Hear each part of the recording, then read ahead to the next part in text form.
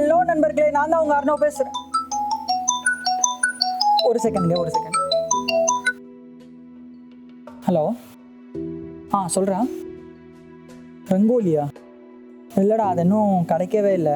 Try பண்ணிகிட்டே வரோம் கண்டிப்பாக. சரியா, எனக்கு கிடைச்சா நான் சொல்கிறேன். ஓகேவா?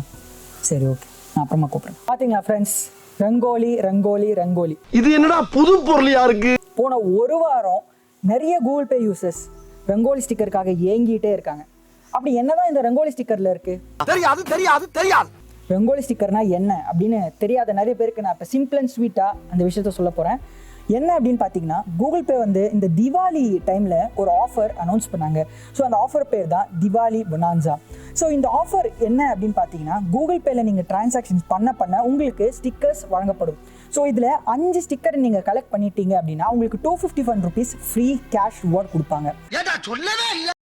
ஸோ இந்த 5 ஸ்டிக்கரில் 4மே most of the Google Pay users வச்சுருக்காங்க. பட் அந்த ஒரு ஸ்டிக்கர், அதாவது ரங்கோலி அப்படின்ற ஒரு ஸ்டிக்கருக்காக தான் இப்போ நிறைய பேர் வெயிட் பண்ணிகிட்டே இருக்காங்க.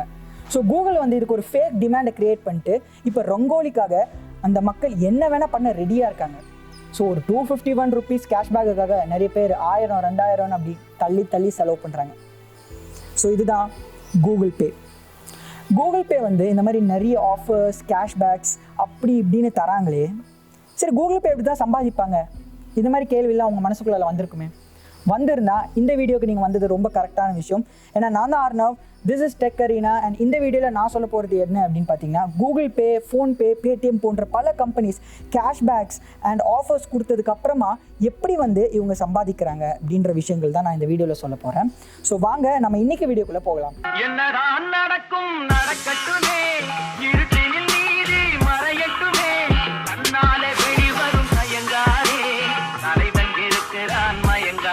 இப்போ நம்ம கூகுள் பே அப்படின்ற இந்த கம்பெனி வந்து ஒரு சாம்பிளாக எடுத்துக்கலாம். 2017 கூகுள் பே வந்து இந்தியாவுக்குள்ளே வரும்போது பேடிஎம், ஃபோன்பே போன்ற பல அப்ளிகேஷன்ஸ் நிலவில் இருந்துட்டு தான் இருந்தது. அந்த பிராண்டை நான் கிழின்னு கிழிச்சு காட்டுறேன். ஸோ இவங்க தான் வந்து லீடர்ஸாக இருந்திருந்தாங்க. கூகுள் பே வந்து அப்போ யோசித்த ஒரே விஷயம் என்ன அப்படின்னு பார்த்தீங்கன்னா, எப்படி நம்ம மார்க்கெட்டை பிடிக்கிறது. அப்போ தான் கூகுள் ஒரு வீக்னஸை கண்டுபிடிச்சாங்க.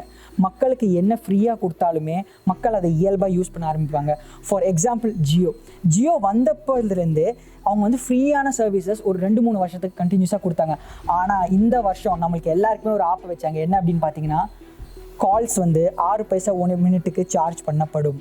ஸோ இந்த மாதிரியான ஒரு சில டாக்டிக்ஸ் யூஸ் பண்ணால் கண்டிப்பாக நம்ம கஸ்டமர்ஸை பிடிச்சிடலாம் அப்படின்ற ஒரு நம்பிக்கைனால தான் கூகுள் பே என்ன பண்ணாங்க அப்படின்னு பார்த்தீங்கன்னா, அவங்க நிறைய ஆஃபர்ஸ், நிறைய கேஷ்பேக்ஸ் வந்து கொடுக்க ஆரம்பிச்சாங்க. சும்மாவே 100 ரூபாய், சும்மாவே 10 ரூபாய் அப்படின்னு சொல்லிட்டு ஸ்டார்டிங் வந்த இயர்ஸ்க்குள்ள நிறைய பேர் யூஸ் பண்ண ஆரம்பிச்சிட்டாங்க.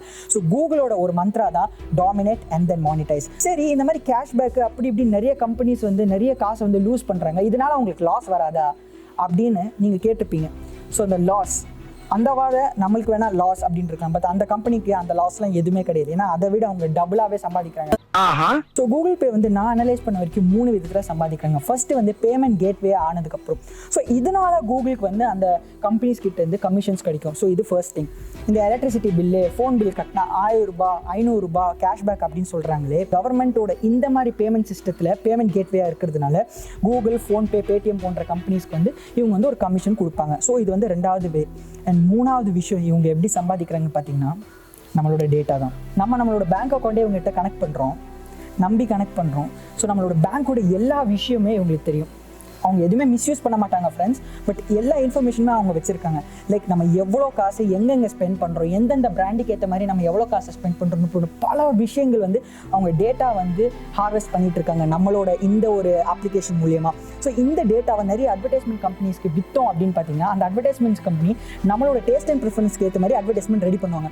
ஸோ இதுதான் 3 வே கூகுள் பே, ஃபோன்பே, பேடிஎம் போன்ற பல கம்பெனிஸ் வந்து காசு சம்பாதிக்கிறது மெத்தட். ஸோ கேஷ்பேக் இந்த மாதிரி நிறைய மெத்தடை யூஸ் பண்ணிட்டு இவங்க நிறைய காசை வேஸ்ட் பண்ணுறாங்க. இதெல்லாம் அவங்க எப்படி திருப்பி கலெக்ட் பண்ணுவாங்க அப்படின்னு தானே பார்க்குறீங்க. அது நிறைய காசை வேஸ்ட் பண்ணுறது கிடையாது. அந்த காசை நம்ம யூசர்ஸ் நிறைய வர்றதுக்காண்டி அவங்க ஸ்பெண்ட் பண்ணுறாங்க. ஸோ அதை விட டபுள் தி அமௌண்ட் அவங்களுக்கு கண்டிப்பாக வந்து எங்கே இருந்தாலுமே கிடைக்கும். இதெல்லாம் நம்புற மாதிரி அங்கே இருக்குது. என்னைக்காவது யோசிச்சிருக்கீங்க, கூகுள் பேக்கு வந்த உடனே உங்களுக்கு நிறைய அமௌண்ட் கேஷ்பேக் கிடைக்கும், 100, 500, 600. பட் நீங்கள் யூஸ் பண்ண நீங்கள் ரெகுலர் ஆக உங்களோட கேஷ்பேக்கோட அமௌண்ட் குறைஞ்சிட்டு வரும். சில time better luck next time கூட வரும். ஸோ அப்போது நீங்கள் ஒன்று புரிஞ்சுக்கணும், கூகுள் வந்து நீங்கள் ரெகுலர் கஸ்டமர் அப்படின்னு அவங்க புரிஞ்சுக்கிட்டாங்க. ஸோ இந்த மாதிரியான நிறைய மெத்தட்ஸ் வந்து இந்த மாதிரி எம்என்சிஸ் யூஸ் பண்ணி நம்ம மூலியமாக சம்பாதிக்கிறாங்க. இதை நான் தப்புன்னு சொல்லவே இல்லை, பட் நம்மளோட ஒரு வீக்னஸை அவங்க ஒரு ஸ்ட்ரென்த்தாக யூஸ் பண்ணிட்டு இருக்காங்க. ஸோ இப்போவாதும் உங்களுக்கு கண்டிப்பாக புரிஞ்சிருக்கும்னு நினைக்கிறேன், இந்த கூகுள் பே, பேடிஎம், ஃபோன்பே போன்ற கம்பெனிஸ் எப்படி சம்பாதிக்கிறாங்க, இவ்வளோ கேஷ்பேக் ஆஃபர்ஸ் கொடுத்துட்டுமே இவங்க வந்து எப்படி இவ்வளோ சம்பாதிக்கிறாங்க அப்படின்ற விஷயத்த கண்டிப்பாக நம்மளுக்கு புரிஞ்சிருக்கும். ஸோ இந்த வீடியோ உங்களுக்கு பிடிச்சிருந்தா லைக் பண்ணுங்கள், ஷேர் பண்ணுங்கள், அண்ட் மறக்காமல் நம்ம சேனலை சப்ஸ்கிரைப் பண்ணுங்கள். இது அர்ணவ். மீண்டும் ஒரு வீடியோவில் சந்திக்கும் வரை விடைபெறுகிறேன். நன்றி, வணக்கம்.